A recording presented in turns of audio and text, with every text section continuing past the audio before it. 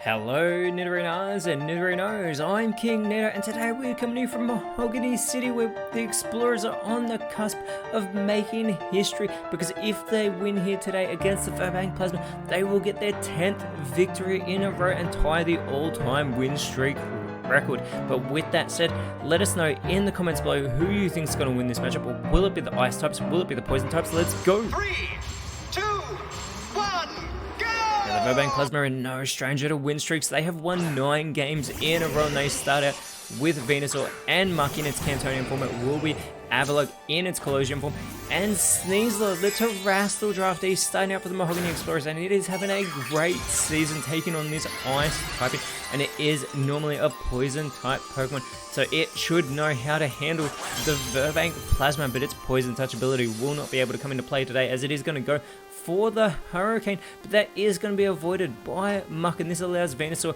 to go for the Water Spout. This is going to connect with both Avalok and Sneasler, doing massive damage to Avalok. Muck is going to follow it up immediately with the Dragon Rush, coming down hard onto Sneasler, putting it into knockout range already, and Avalok is going to go with the Pin Missile, trying to slow down the field of play with this multi-hit move, capitalizing on that Park Grass typing that Venusaur does have. It's got 4 of this multi-hit move. It's going to get all 5, but are they going to get their 10th victory here today and tie the Dark types with that record, as the Mist Ball from Sneasler onto Muck gets a good connection with that super effective move, and also lowers the special attack of Muck in the process, as Venusaur is going to go for the Baby Doll Eyes, not going for the easy elimination. It is going to lower that physical attack of Sneasler, but Muck is going to go for the Smog, and it will get that easy elimination. Sneasler has been taken out of this matchup. Very clever by the Burbank Plasma to get the Terrestrial draftee off the field nice and early, as Avalok is going to go for the Stuffed Cheeks. It is going to chow down on its Leopard Berry and boost that already impressive 184 base defense. I don't think it needs any more, but still, out comes Lapras for the Mahogany Explorers.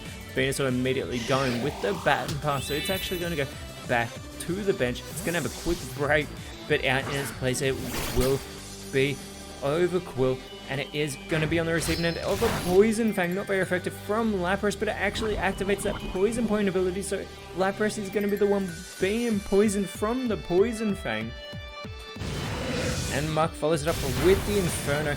Thanks to that water typing, it's not super effective on Lapras, as Avalok is going to go for the Iron Head here. Gets a good connection onto Muck, as that poisoning is going to start to take effect on the Lapras, chipping away nice and early at its health here, as Overquill is going to go for the Power Trip onto Avalok. Very little damage there. Remember, it does have that boosted defense, as the double team from Lapras trying to boost its evasiveness here, making it a harder target for the Burbank Plasma, but it will not be able to avoid that poisoning, as Muck is going to bring down the Thunder.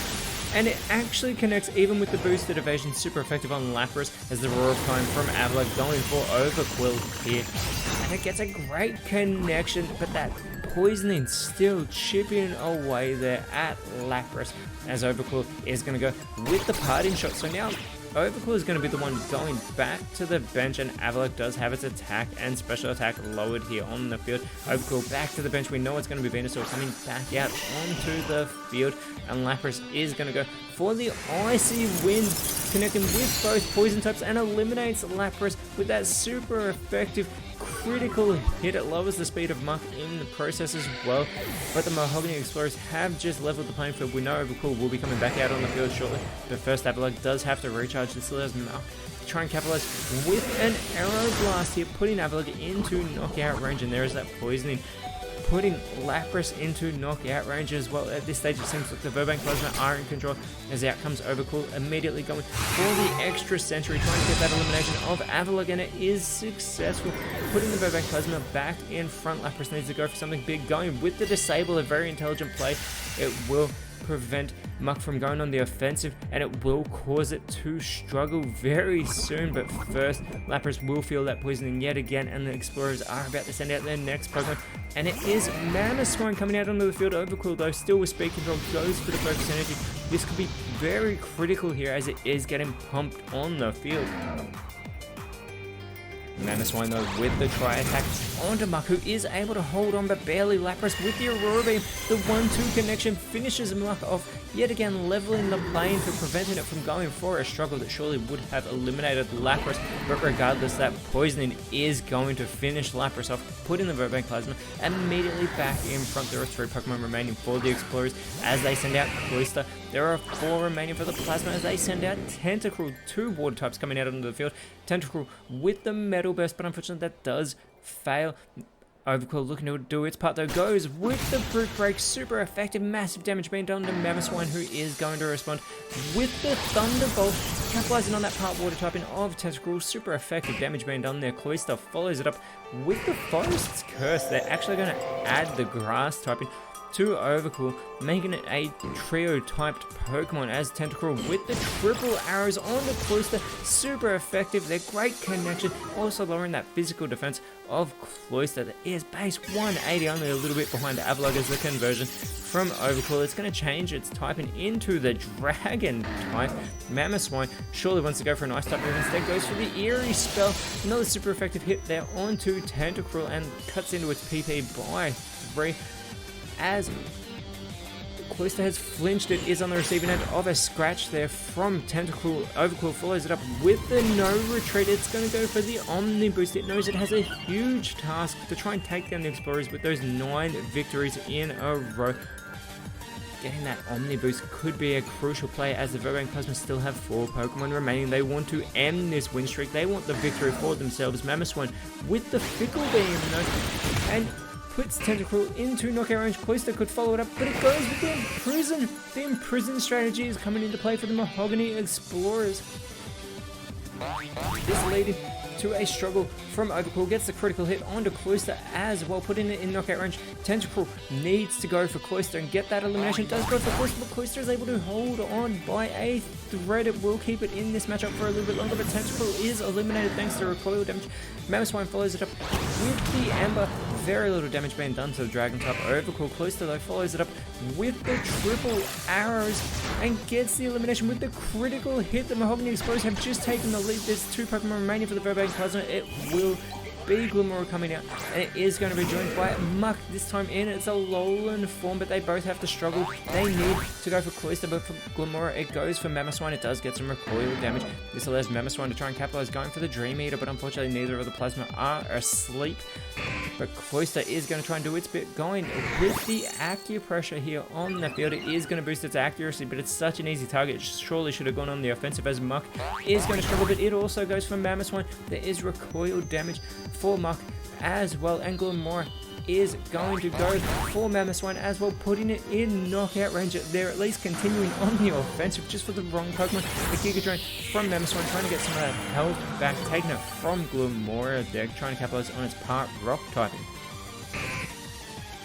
And Cloyster is going to go for the Mist, shrouding the Mahogany Explorers in this mist on the field as they still have 3 Pokemon remaining. They are in control at the moment as Muck struggles onto Mamoswine, and with that Poison Touch, the struggle won't finish it off, but the Poison Touch has left Mamoswine poisoned. There is recoil damage from Muck, but Mamoswine should surely not be able to last past this turn, and it is eliminated. That Poison Touch was crucial from Muck. It is now a 2 versus 2 battle, and it is going to be Beartic coming out for the Mahogany Explorers. Glimmora, still with no moves of struggles, takes Cloyster out. They've broken the imprisonment. They've taken back the lead. The Virbank Plasma are in control. Beartic, though, all by itself as Glimmora is on the receiving end of the recoil damage. Muck is going to follow up with the struggle onto Beartic. More recoil damage for the Virbank Plasma. Beartic, though, going for its first move. It goes for the high jump kick, high risk, no reward because Glimmora avoids that attack.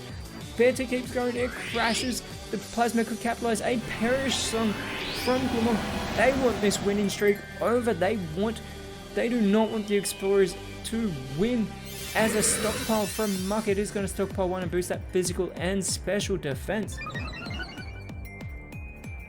Beartic has gone for a massive risk. It needs to be careful. It goes with the Cotton Spore. It's not going on the offensive now. It is going to lower the speed of both poison types. Beartic might have just taken the speed control as Glimmora is such an easy target, but that perish count does fall to 3. If it falls to 0 for everyone, we will have our second draw of the season. Beartic with the speed control, with the Fire Blast. going for Muck. It gets the elimination with a critical hit. It is a 1v1 matchup. Beartic, Glamora going head to head. Glamora is going to go for the Terrain Pulse. There's no terrain to capitalize on, so it will just be a normal move. Puts Beartic into knockout range as the perish count falls to 2 for these two Pokemon that remain, one each side. Beartic though with the cross chop, and this does connect. The Mahogany Explorers have gotten 10 victories in a row. They do not care about that toxic debris because this matchup is over. The Burbank Plasma almost ended that win streak, but the Ice types continue. They have just tied the Spike Myth Rockets for the longest win streak in PokeType League history with 10 wins in a row. They are in 3rd place, and next round they will be going up against the Sutopolis Aqua, whereas for the Plasma next round, they are going up against the Montana Verasylphs, another side who are yet to lose a game this season. But until then, Nidorinos, thank you so much for watching. Let us know in the comments below who you thought was the best on field, and if you enjoyed what you saw, please leave a like, share, subscribe, but more importantly, always remember, you are awesome, and I'll see you when you see me.